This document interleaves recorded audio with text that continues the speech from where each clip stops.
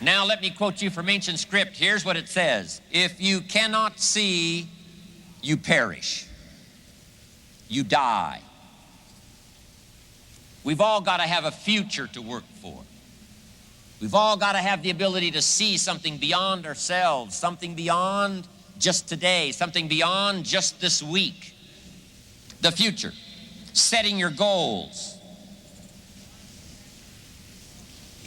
And a lot of people have asked me tips on how do you set goals. Let me just give you a simple little formula on setting goals. Vision of the future. Being able to see beyond today. Here's a little formula for setting goals. Number one, decide what you want. Get together with your wife and decide, what do we want? Get together with your husband and decide, what do we want? Get together with the family. Make some decisions. What do we want? Where do we want to go? What do we want to do? What do we want to have? What do we want to share?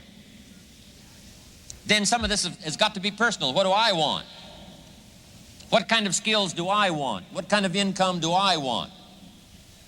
What kind of future do I see for myself? Not just for my family, but for me as well, because I'm going to have a major part in my family's future. What do I want? Get together and decide. Now here's number two. Write it down. Put it on paper. Sometimes you got to take things out of your head, not just operate out of your head.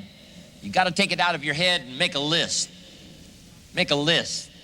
Do the decision-making process and then just simply make a list. Write it down. Now here's number three. Keep the old lists. Keep the old lists of goals. One of the greatest signs of personal development is looking back on those old lists of goals. I look back at a list of goals I made 10 years ago, and I'm telling you, some things on there I'm a little embarrassed. Here's 10 years ago, here's what I thought was so important. Now I'm telling you, it's not that important anymore. I've grown, I've changed, I've matured. And I've got some of my goal lists that go back 20 years, 25 years. Some of those I won't even show anybody. Here's what I thought was so valuable. Now I understand so much better as my priorities have changed. Some of the things that used to be on the top of my list right now, I've learned they're not that important anymore. Other things have taken place on the top of the list. So, number one, decide what you want. Number two, write it down. Number three, keep the old lists.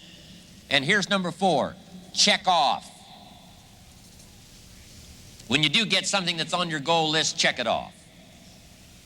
The first time I came to Spain many years ago, I happened to have my journal with me that had the list of goals in it. One of them was to someday go to Spain. And I had that journal with me, and when the wheels touched the runway in Madrid, I got out that list and I checked it off. Okay.